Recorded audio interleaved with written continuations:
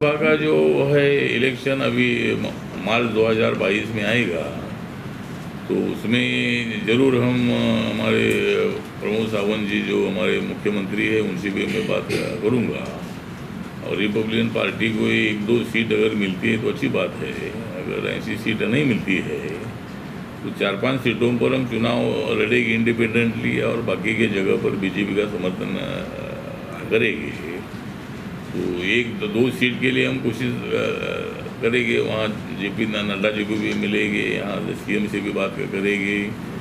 और आरपीआई वैसे एनडीए का एक पार्टनर ही है और यहाँ बीजेपी का हम पूरा समर्थन करते हैं। प्रमोद सावंत जी ने बहुत ही अच्छा काम किया है उनके कार्यकाल में। और हमारे पर्रिकर जी भी एक बहुत ही सीधे साधे आदमी थे, लेकिन आज वो हमारे बीच में नहीं है। उन्होंने गोवा के मुख्यमंत्री पद को बहुत अच्छी तरह से संभाला था। सेंट्रल में संरक्षण मंत्री जो है, डिफेंस मिनिस्टर है, वो भी उन्होंने बहुत अच्छी तरह से संभाला था। और बहुत अच्छे स्वभाव के वो पर्रिकर जी थे, लेकिन आज हमारे बीच में वो नहीं है।